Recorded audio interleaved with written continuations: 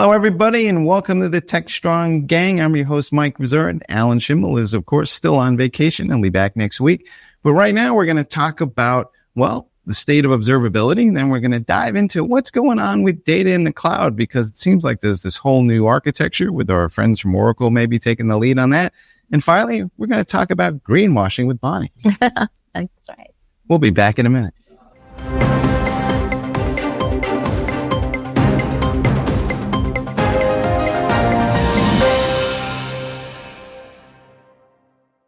Welcome back, everybody, and we're going to initially start talking about observability, but let me introduce our panel for today. We have, as always, Mitch Ashley over in Denver. Mitch, how you doing?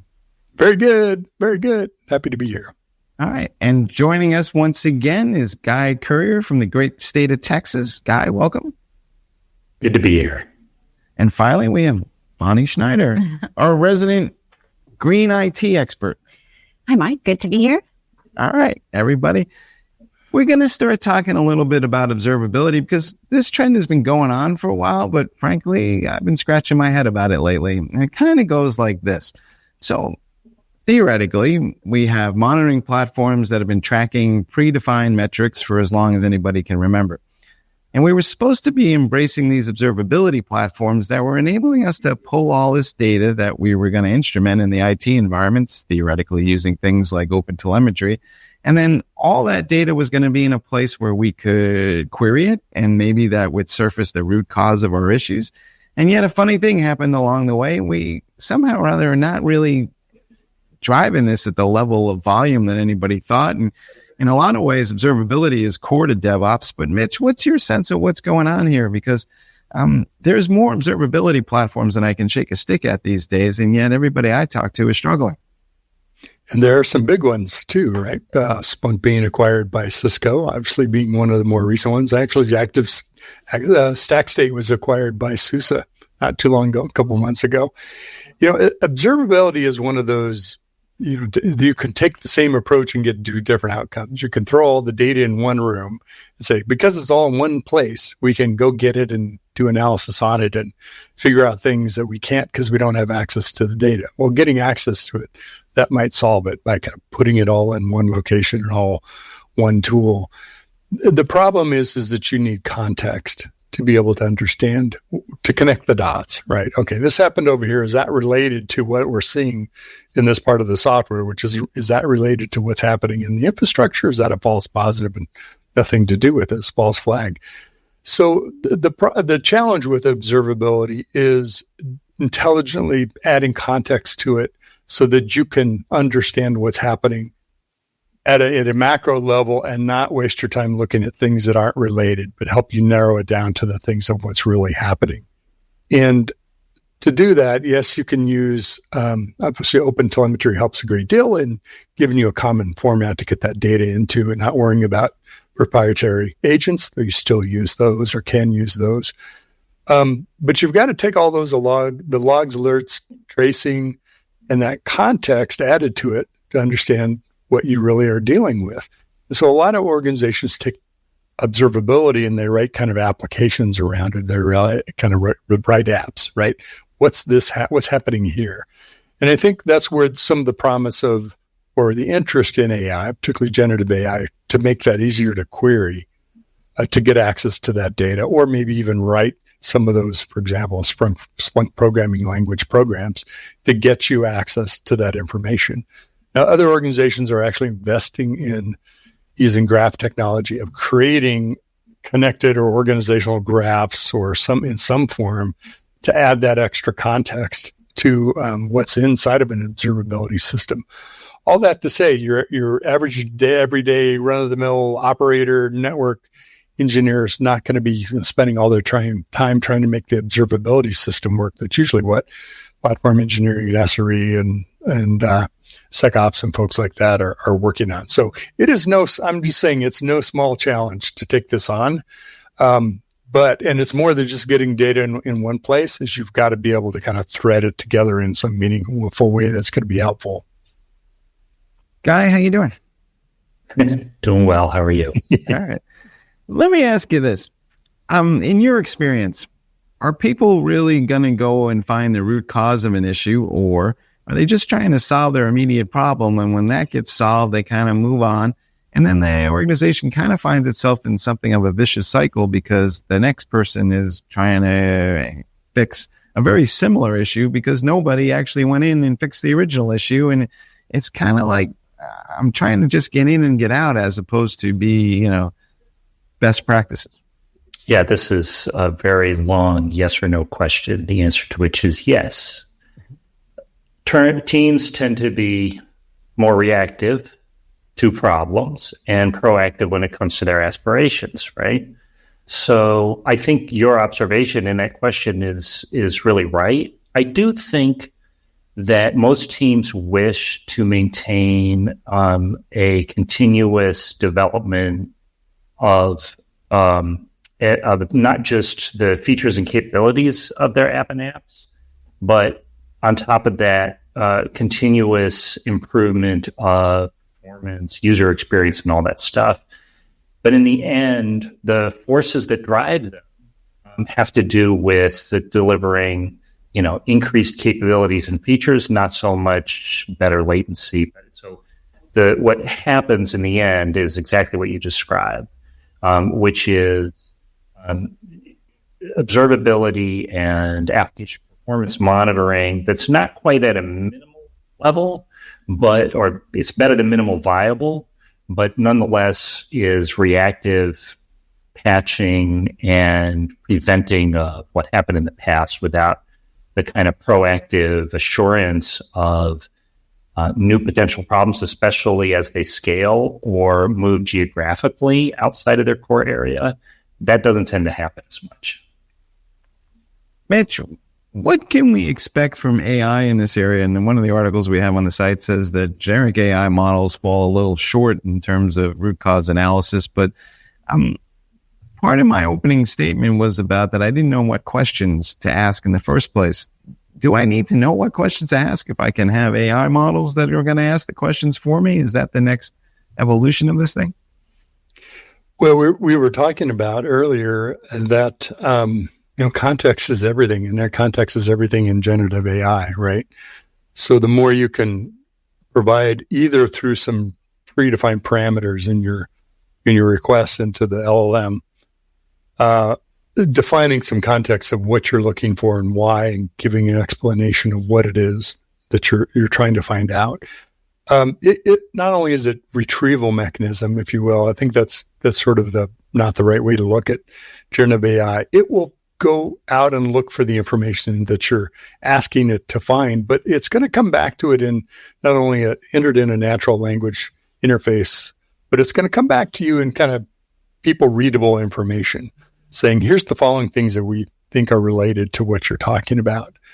Now, there's some belief or view that generative AI can create novel results, meaning a human hadn't thought of this one before. It's not just regurgitating the information that it can provide. The problem is generative AI doesn't know what difference between a novel result and any other kind of result. It's just using its own transformer model pattern matching to be able to come up with a response. It's one of the reasons why its responses are non-deterministic. So how will it help us? I don't think it's going to give us the silver bullet magic answer to say, oh, here's the root cause. It's going to correlate things for you and give you some kind of hunting tools to help narrow down and define the task, but they may not always be the ones you need to pursue. You're going to have to still look at it and say, that's a false flag. Don't worry about that. I want to go look at this next. I think that it's also true when it comes to sustainability, because a lot of the observability is checking out which applications are demanding the most bandwidth when it comes to energy. Where can we have more efficient coding? So I think that AI will also be used to ask those questions and to get better answers. And that overall will be part of the way IT teams and organizations work to reduce energy consumption. Yeah, I've been wondering lately, particularly when it comes to generative AI, if we need a good metaphor of how to use it that's along the lines of a very enthusiastic, highly energetic, highly responsive new member of your team who also knows nothing and can do lightning quick searches, because my view from the beginning almost has been that the advantage of generative AI is to reduce friction, get you over humps, and give you the opportunity to improve quality.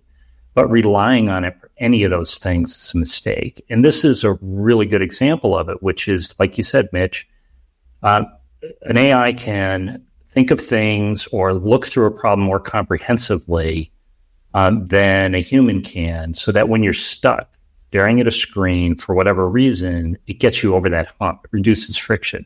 But once you're there, you have to scrutinize everything as a human, with your experience, with your understanding, with your knowledge, and it may get you to a better place faster, but it simply does not take the place of you or even the most junior new human member of your team. Let's follow that to its nth degree, because this is kind of one of the things I wanted to poke at today. Let's say I have this observability platform. Today, if I look around IT, there's all these silos. I got a security team over here, and I've got a IT operations team and a DevOps team. We've joked about this in the past. There's an ops team for friggin' everything. Are we, as we move down the path of observability and we start to maybe create these common data lakes, can we maybe start getting rid of these silos? Can we flatten this IT organization? Guy, what do you think? Oh, I would say the opposite. I would say it allows you to take advantage of compartmentalization, to put the euphemistic term on silos, that allows you to focus and identify areas and that need, support or development, and focus on them and help develop them. And what AI can do exceptionally well is cut across all of those. Now looking at those compartments as silos, cut across all of them for analysis, for initial analysis, for recommendations, for finding patterns. You just have to know how to use it as always. Mitch, you agree or disagree? Yeah, I think Guy brings up a really good point. And we kind of have this situation today where there tends to be the largest two camps in observability. The folks that are using it for, let's call it IT ops, the folks that are using it for all the applications and infrastructure, et cetera.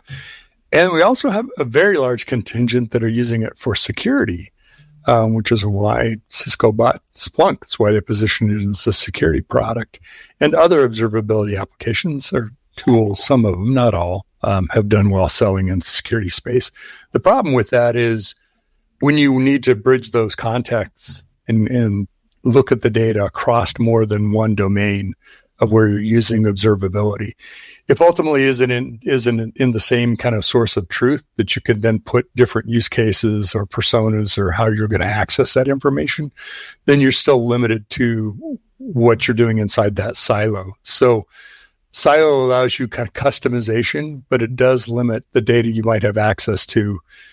And you can take approach. I'm not saying it's easy to get to one place where the data is stored, even in the world of observability. If you can bridge those two together and kind of not make the data the silo, make how you operate can be specialized, if you still want to call that a silo, then you can get kind of the best of both worlds. Get what the guy's talking about. To touch on Bonnie's earlier point, there are so-called silos or compartments that occur culturally or socially or organizationally that you can open up to this sort of an analytic level. And I'm thinking of sustainability in particular, GRC in general, governance, risk management, and compliance, that these teams don't even want to think about, probably never think about. I'm not sure I entirely agree. I can see a world that goes something more like this, especially in organizations that can't afford specialists. There's economics at factor here into the single biggest cost of IT is still all the people involved. Can you not imagine a scenario where it says, I have a core set of human IT operations teams, but all the specialists are really AI agents that I'm just invoking to handle a specific task that I previously had to have a really expensive specialist in the form of a human to go do. So I can see a world where the AI agents are part of the IT operations workflow, but they're the specialists. So I know that we said that the AI agents are stupid right now, but they won't be stupid forever.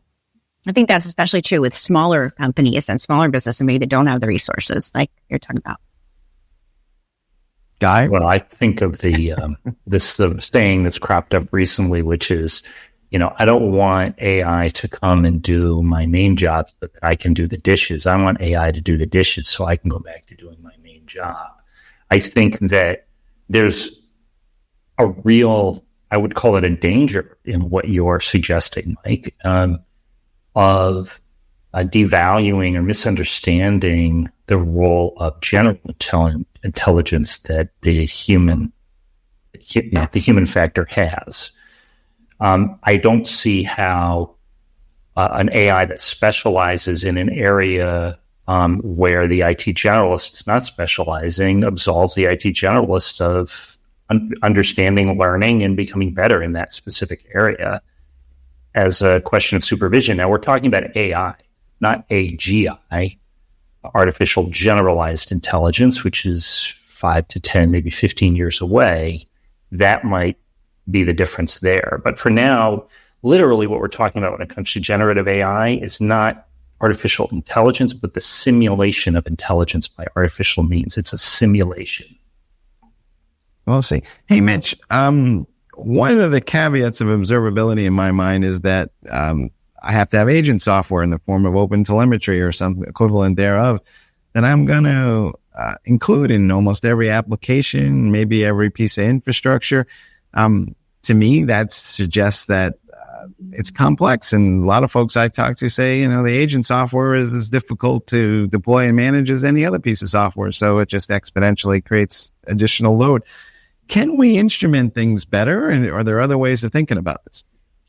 Well, I think where the complexity comes in, Mike, is if you have to think of it this way: if you have to install an open telemetry agent, if we want to call it that, along with a proprietary agent. Now, what open telemetry really is a way to communicate in the standard format the data that's being gathered by any kind of an agent or a piece of software.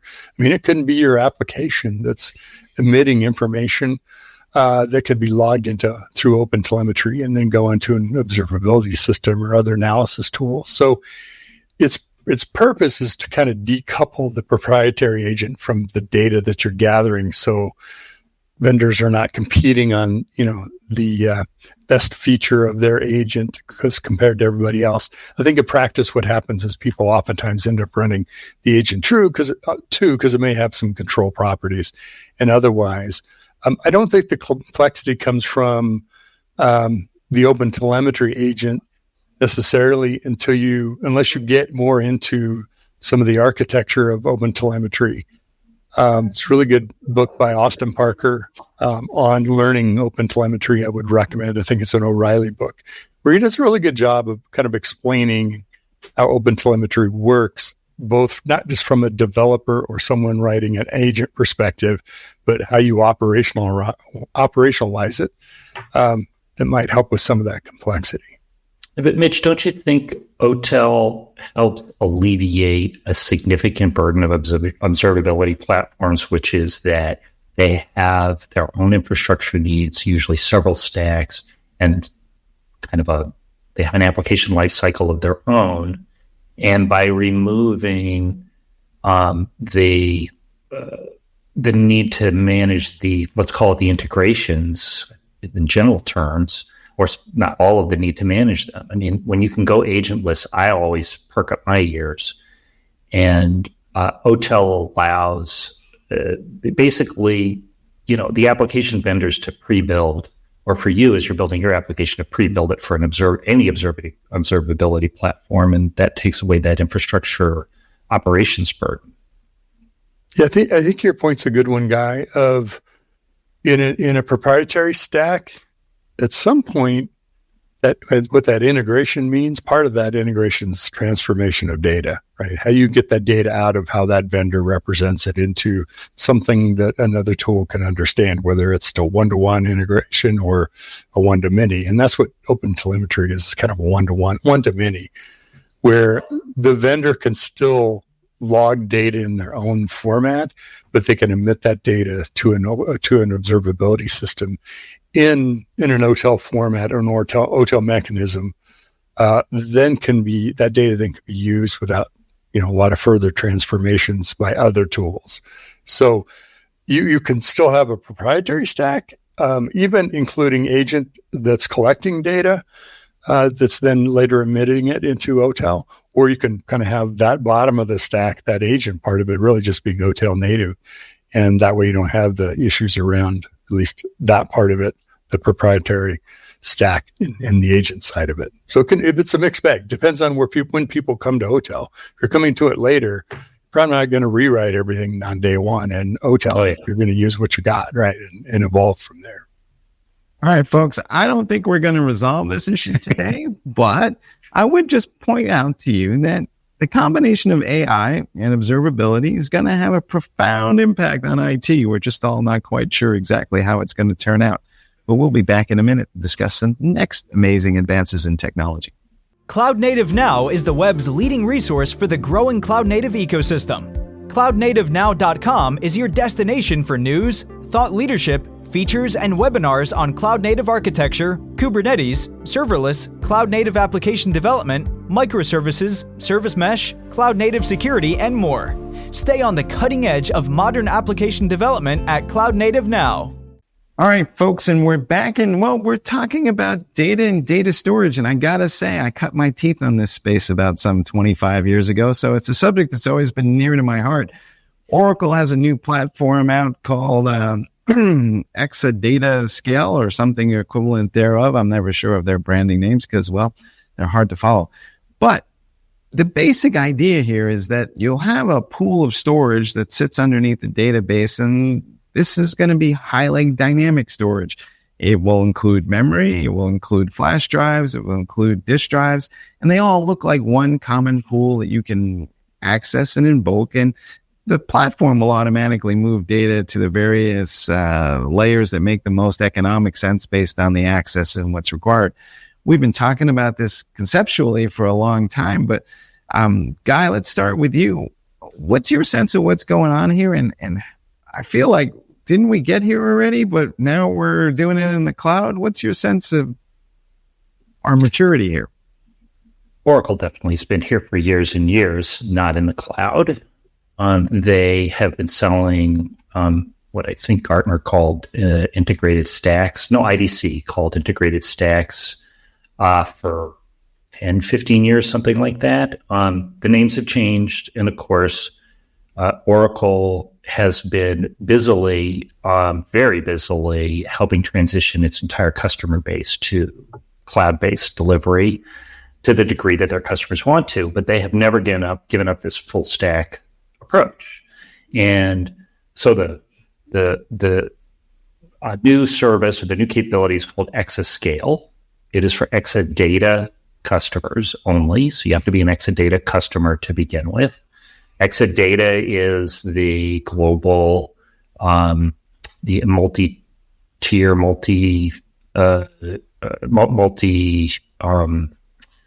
technology storage environment for Oracle Cloud Infrastructure customers. What Exascale does is solve a really important problem for Oracle customers and really for enterprise customers generally, which is how to get the right data and metadata to the application wherever the application is being run or used as rapidly as possible. As our friend Keith Townsend likes to say, the fastest data migration is the data migration you never have to do. So if you are running an application either on Exadata or typically in Oracle applications now, often running on Exadata, all the way down through the Oracle database down to the Oracle cloud infrastructure, you have this data distribution problem. You don't want users to have to wait at some point for some data to become available. This is particularly acute for AI applications, as everybody knows, where context is once again king, and providing the greatest amount of content provides the best overall results out of the AI and experience out of the AI. And so what Exascale is doing is it is splitting out all the storage in all its various forms, like you say, from spinning disk up to, really in memory, providing a highly duplicated, globally available metadata structure, very high availability. It's reduplicated. And then putting this on the Oracle 23 AI database for AI purposes, adding predictive querying, all these things just to increase the speed and the reliability of services that rely on it. And I will add just a couple other things. So to go with the fact that you need to be an Exadata customer to take advantage, you're actually now with a much simpler service set. You don't have to worry about ingress or egress or networking charges or any of that other sort of stuff because Exascale handles all of it for you. That's a radical simplification of most enterprise data and enterprise database application management. It's really helpful. All right. Mitch, here's the part that makes me scratch my head. If you noticed, I'm doing a lot of that lately. When I was younger, we always said that you bring the compute to the data. And far frankly, nothing good could ever happen when you move data. And then the cloud came along and suddenly we were all moving data into the cloud and everybody was going, that was the way to go. We were going to get rid of the data center, et cetera, et cetera, et cetera. It almost seems to me in the last year, I keep hearing this phrase, move the compute to the data again. So, but the data still, the bulk of it resides on premise and some of it's in the cloud. I mean, data has gravity. So your sense of what the heck is going on? Well, yes, data has gravity, Mike. It also requires governance. Part of the challenge is, while a lot of it is in the data center, maybe the local data center or the data center in the cloud, applications don't live on just code alone. They both feed and create data. So oftentimes this data is not just on your local premise. It could be created at the edge. It could be all over. And that's part of the challenge with data is like, where is this? Who's using it? How's it being generated? And should it be where it is? And I think one of the challenges in data management is you have all these different mechanisms or services for storing data. And what the Oracle model, the exabyte model does is kind of bring something you mentioned earlier, very familiarity or being simple. As Guy described it, is it looks like a NAS, like a network attached storage. It looks like here's my in-memory, here's my solid state storage, here's my, fast retrieval, here's my medium and long-term storage, so that you're paying, different amounts of dollars depending on what your retrieval needs of that data. Now in the cloud, that's distributed, right? That could be in one center, operational center, could be in multiple within that provider. And same is true with Oracle. So I think here is, there's, from a developer perspective, you always think about, don't worry about what the data is. I'm just going to use an API or a service to get to it. And then the people that manage the data and have to operate it have to worry about those things like retrieval rates and cost and storage and where am I keeping that stuff. So hopefully the Oracle Exabyte solution, I think, brings some simplicity just for that reason that it looks familiar, operates familiar to data storage they're used to on-prem. You made the perfect point there too, Mitch, which is it looks like a NAS. It looks like, in fact, in a typical Oracle model, you are, it's just sort of like a pure API access, so to speak, where from even the infrastructure operator standpoint, it just looks like one data store that they're, if not database, that they're managing, and they simply do not worry about what happens underneath. I think that bigger worry might be something Mike alluded to, which is how do you get the data in there to begin with? You got to buy the Exadata service, of course. And are you going to have to do ETL? Are you going to, do you need to use Oracle itself? You do. So how are you going to manage that ingress of what is probably either at the very least distributed data and at the very worst some giant multi-terabyte data store somewhere? Oracle has services to address this sort of thing, but again, you're starting to get more into this Oracle world, which may not be your choice at that moment. So I have a second thing about this that's making me scratch my head. And Mitch alluded to it. So we're seeing more processing of data at the edge, right? The idea is that we want to bring more of the processing and the analytics and apply it to the point where the data is being created and consumed. Makes perfect sense to me. It's kind of, we want this near term or near real time interaction with the data. But if that's the case, then what is the role of the cloud going forward? And am I just taking the aggregate of the data processed at the edge and storing that in the cloud as a big repository, but all the action is going to be at the point where the data is consumed? I kind of feel like, maybe batch-oriented applications are going the way of the dodo bird. I mean, Guy, you want to take a stab at this? Yeah, I think a lot of what you're talking about, to me, boils down to the perpetual tug of war between the application developers and the infrastructure folks. Frankly, it should not matter anymore from the developer standpoint, whether it's edge-based processing. It should matter in the sense of what you tell the application to do, but the idea is that the availability, the latency or low latency, reliability of the system is left up to the ops folks. The app dev folks code accordingly, right? So what you're describing sounds very old-fashioned to me, which is to say, well, then don't you need a data store over here at the edge? Don't you need a data store, in this region versus in that region? And if all of Oracle's moves over the last maybe 2 years say anything, they are trying to solve that problem. Not to take away all the operations issues, but allow the operations folks to work interactively with the app dev folks to understand where the user bases are, where the data is being collected, where it's residing, and all that other sort of stuff, and just sort of twiddle dials in the Exadata or in the Oracle control panel that ensure that the data or metadata are where they need to be at the time the applications run. And the rest, that's how the cloud works, Mike. I mean, it's how it's supposed to work. So It's not really more complicated than that. Mitch, Guy just said I'm old-fashioned, which is not untrue. But let me ask you this, Mitch. Don't I wind up just putting caches everywhere to kind of make up for the latency fact? I mean, the laws of physics have not been suspended even in this newfangled world we live in.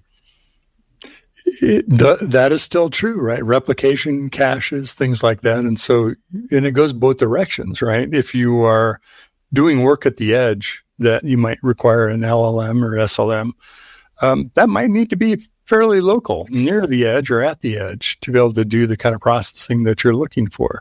If you're collecting data from a car, the telemetry could be gigabytes of data, terabytes of data that gets collected on a daily, weekly basis that might need to be transformed or analyzed locally, but also then replicated or transmitted to the larger cloud. I think the point is, which is what point Guy was making, is you want to be able to talk to data through a service, whether that's a microservice that I'm writing or it's an Oracle service that I'm calling or whatever that service looks like, as opposed to assuming data is there unless you know that you have specific processing or latency throughput requirements. And then it's an architectural decision about where does the data need to live, be replicated, et cetera, transformed into a different subset so that I can use it at the edge if that's where I need it or that's where I'm consuming it. And that way your software developers don't get wrapped up into I'm just going to assume everything's local and I'll just kind of live off of that. Well, you might write it that way, but that service is actually going to talk to something else that they'll transmit the data that you want for that query instead of having the data live locally. So I think being old-fashioned is not a bad thing, Mike. We want to use some APIs and some other good things like that to talk to data as opposed to making too many assumptions about, because where it is today may not be where it is tomorrow. That's a great point, Mitch. And I think that one of the things I've been seeing with the companies I've been talking to and interviewing is kind of having that combination, looking for efficiency in the cloud for where they're storing data, but also creating innovative new solutions for building new data centers and how they're going to run those data centers in innovative ways. I mean, just recently, Microsoft had an endeavor where they were looking at underwater data centers. And so new ideas are coming out with how can we power these with renewable energy, but how can we also find efficiency in the cloud? But I also have a third thing that is scratching my head directly related to that. Okay. So the third thing that makes me scratch my head is we're talking about sustainability and we're going to be more efficient. And yet we're going to be processing more data than ever outside of these cloud environments. I mean, AWS last week was talking about they achieved some sort of carbon neutral standard that they were pushing for 2030 this year, and golf applause to them. And that's nice. But more data than ever is going to be processed not only between at the edge, but everywhere in between. If you listen to what Mitch was just saying, we're going to be processing data at the edge of the network, and probably as it streams back to the cloud and then the local data center, and then we'll get to the AWS environment. So I just can't help but wonder, are we kind of like kidding ourselves about our sustainability goals because we're not really taking into account all this data that's going to be processed somewhere else? That's right. And not to mention the AI that's going to be used to process it. So I think that is walking that balance that all of these companies, big tech and even smaller companies, are trying to balance. We've got to do a lot more, but we also have to use less energy, and we can't, we have to offset our carbon emissions. And that's not just, me saying that. That's a lot of new regulations that are coming into play in 2025 and 2026 as well. So I think that the balance is there, and some companies are finding it through balancing those emissions, let's say with NVIDIA, with having more efficiency in their process. So it depends on the company, but what I've been seeing is a combination of factors to get these companies to carbon neutral, carbon zero by certain dates, and it comes to a compilation of different maneuvers, whether it's renewable energy for a data center, more efficient operations in the cloud, or even that circular packaging and things like that we talked about last week. All right. Given all of that, Mitch, I'm coming back to you, and we're going to go with that old fashioned. But back in the day, there used to be people called enterprise architects. Are these the new kids that are cool again, that their stuff is so old it's new again? Because to make any of this work, it seems like you need a defined architecture. They haven't gone away. We just haven't talked about them in a while. So maybe we've been talking too much about cloud architects or platform engineers or other topics. But and that's the interesting thing about when we talk about generated code and AI is, but it has to be in the context of some larger system that people really engineer and will be engineering for a long time. And that's the role of the architect, is kind of make all the pairwise connections of all the functionality, whether they be through apps or third-party SaaS services, third-party cloud services, internal databases, and recognizing where transactions flow across or data flows across all those connections, and trying to optimize that in an architectural paradigm so that you'll get the kind of throughput, latency, efficiency that you need for the application. So if you're pushing more out to the edge, more processing, it's going to be demanding more data at the edge. All right, so what do we do with that? How do we replicate data? How do we cache some of that locally? And how often do we refresh and keep that cache alive so that it can do what it needs to do at the edge? Or maybe it's, kind of a time of day, follow the sun type of application where that shifts and we need to migrate data around to support it.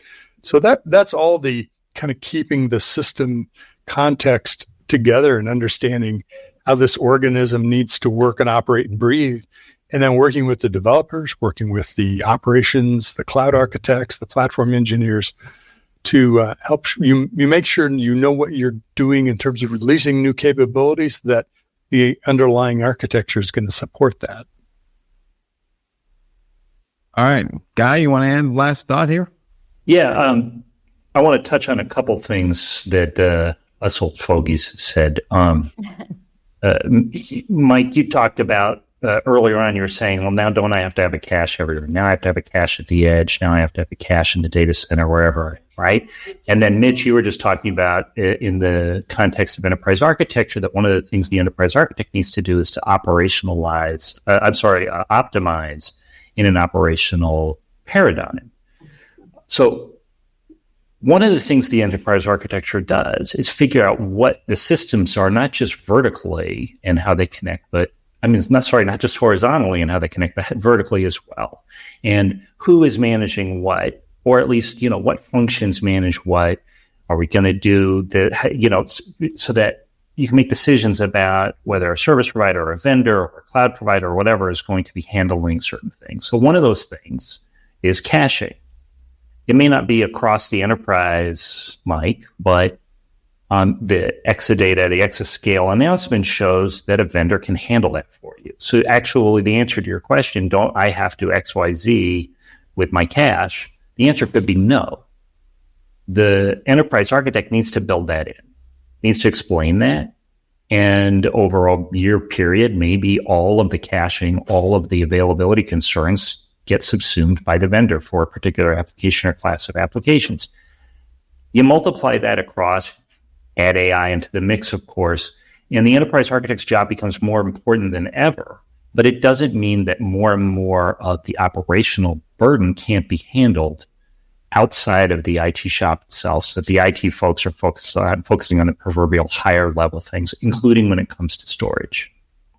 All right, folks. I think we've got this topic kind of locked down. Essentially, we're saying You're still scratching your head, though? Oh, obviously, because enterprise architects are kind of like my dance moves. They're so old, they're new again. But anyway, we're going to be back in a minute talking about greenwashing.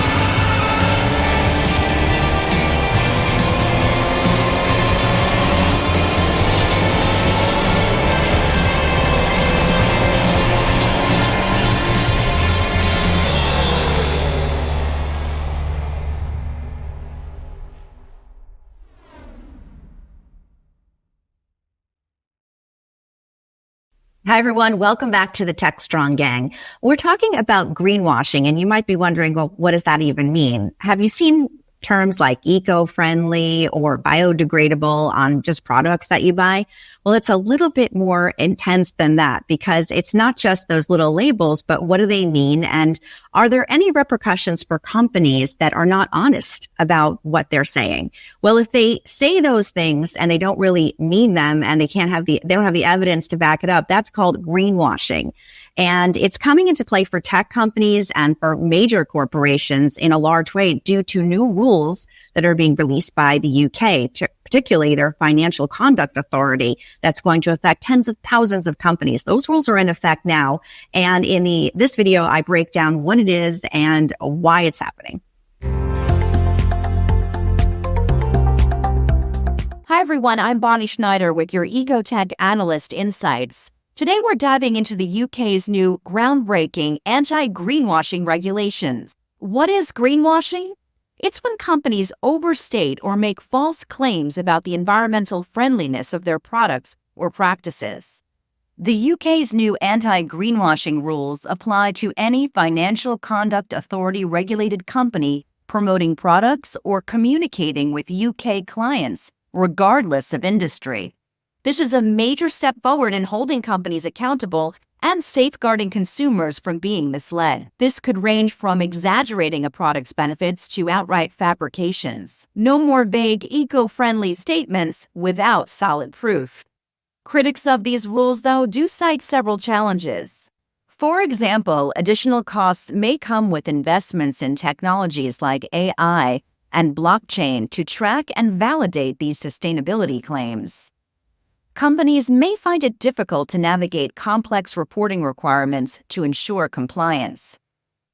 But with challenge comes opportunity. Companies that make proactive efforts can leverage this regulation to shine a spotlight on their genuine commitment to sustainability. Business strategies to meet the moment include investing in top-notch data systems to ensure accuracy and reliability, and boosting credibility using a third-party source to help monitor a company's claims. Eco-conscious efforts like these will play a crucial role in shaping the industry's response to climate change. Now, you may be wondering, what do tech companies have to worry about this for? Because the Financial Conduct Authority of the UK does not oversee tech companies. But here's the thing. Banks, investors, insurance agents, that's where it comes into play. So any tech company that is dealing with those types of financial organizations, and most of them are going to have to answer for things like their packaging, their supply chain, their processes. Are they greenwashing this? And the changes that, if they are, that have to come into play are pretty widespread, because that affects the marketing, communications, everything, all of their messaging. So I think that this is the beginning of a lot more regulations to come, but the greenwashing rules that are affecting the financial organizations right now are affecting tech and many other industries right now. So, Guy, are you seeing companies actually get on board for this climate change thing outside of Europe per se? I talked to one fella in the US. We were in Barcelona, and I asked him about this specifically, and he basically said flat out, no. There's a real sharp divide, and I would actually divide the divide again. So the sharp divide amongst the companies I talked to is in the maybe upper end of the mid-range in size and revenue, and up, plus organizations of all sizes in the public sector. It's a concern. But the second divide I would put is those who are taking a focus on it for marketing reasons versus those who have some other sort of related agenda. I mean, energy companies in particular, I think, are sort of notorious for, it's not necessarily greenwashing, but seeming to pursue these initiatives more for marketing purposes because they're thought of as polluters, unless they're in the clean energy side of things. But I find that it's really more of a cultural thing. The minority are genuinely outside of their industry, as well as when they're in the public sector. They're genuinely looking for good solutions to this sort of thing. There's a major shipping company, for example, that might be the one that might the same customer you and I spoke to, that take it as really a requirement for them, really for business efficiency purposes, for marketing purposes, as well as to be better, world citizens, global citizens. But I think that you're right. The majority of firms are either too small or greenwashing similar activities are still attractive to them because really what they want to do is have a good message to the market.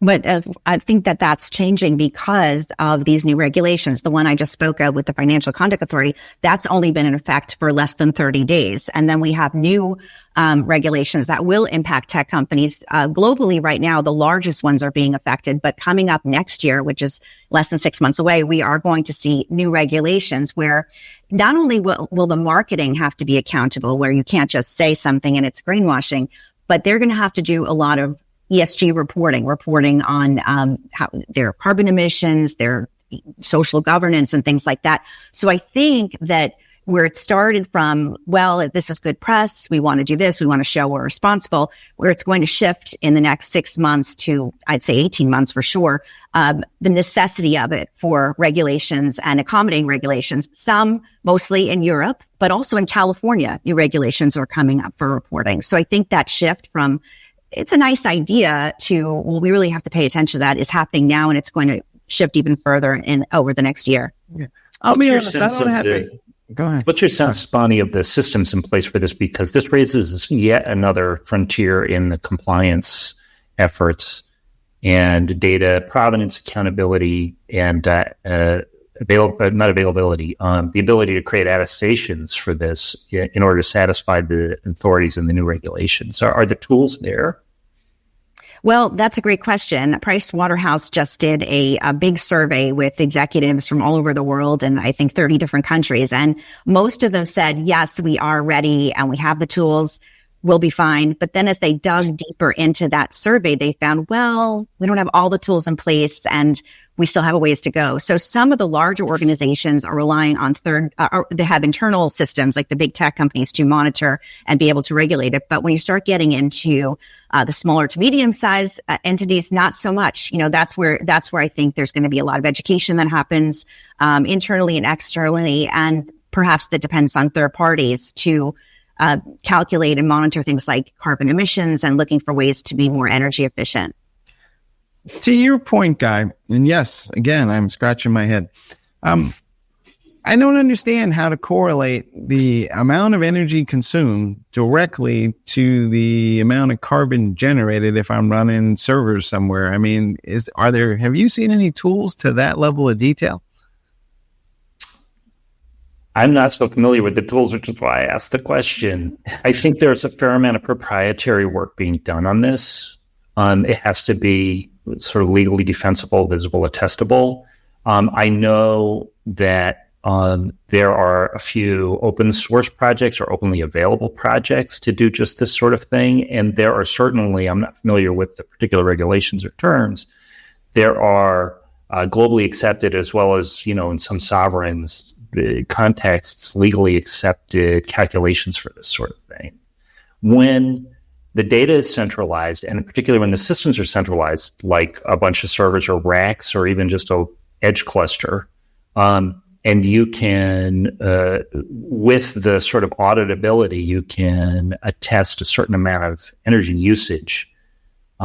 There are formulas that exist, accepted formulas for converting that into carbon use, because ultimately the source is assumed to be, you actually have to provide the source, whether it's a renewable or non-renewable source, and then you do the calculation, and that's it. That's the state that we're at right now, as far as I know from the customers I've worked with. I think that is exactly right. I think that explains that survey image where when you dig into the weeds, it's not so easy. It's that process of it being much more complex and involved. And then you have the time element of having to figure that out in a short amount of time. I'll give you an example of some greenwashing that goes on. Somebody stands up and says, we use this amount of renewable energy, and then you peel underneath it and you find out that they bought the renewable energy credits from somebody else and included that in their assessment. And so it's not like we had a net reduction per se. We just kind of moved some financial engineering around. So how much of that is going on? Probably a fair amount. And I think that as these regulations come to play, as I mentioned, and measuring the output, even when it comes to AI, we all know it uses a lot of energy, but we don't know. It's very hard to calculate, let's say. So I think that that's something that's going to be emerging as we go. I don't think there are some obviously defined formulas for it, but there will be some flexibility because as the technology develops. Is that greenwashing though, Mike? If I buy the carbon offset, it's being accomplished somewhere in an audible and traceable fashion. So when you buy your flight back to New York, Maine, London, wherever you're going on vacation next, when you buy your flights, if you choose a carbon offset, there is some sort of data chain or information chain through the airline going back to somebody somewhere planting trees or whatever they do. I don't even know what they do. So that's not greenwashing because you can prove that somewhere the carbon was offset. Mm-hmm. The fact that you didn't do it yourself. Yeah. I think that going back to your marketing point, what I just described is usually like in the finest of the finest of the finest print at the bottom of the thing that actually says that. So it's not like they're being completely transparent about how this offset is being accomplished. I believe I don't know if it's probably changed, but a lot of the Tesla financial numbers, that includes carbon offsets that are being sold to other car companies, right? That's right. Yeah. And I think I can imagine a sort of a maturing of the terminology and the understanding. So you could call yourself an originating, carbon neutral as opposed to just carbon neutral or something. I don't know.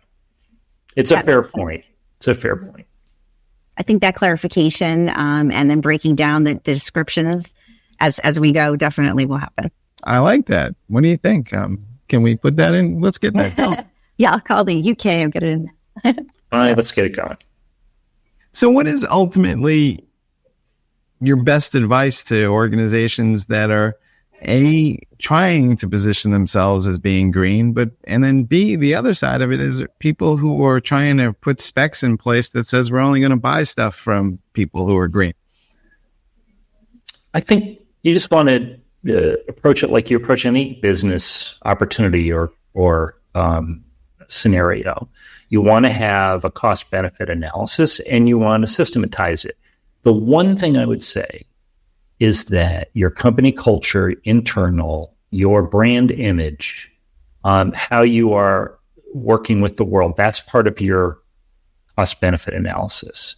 So unfortunately, the word cost is strongly associated with money, benefit also with money. But be a little more expansive. And in fact, if our work in cybersecurity has taught us anything, there are soft costs and soft benefits that you can ultimately turn into a number if you want to do that. Just be pretty expansive there. And if you are secretly wishing as a business leader that your organization is more green, you can make plausible arguments that accrue to the bottom line out of that position and posture. But otherwise, it's a standard business exercise. Well, even if you're a nonprofit.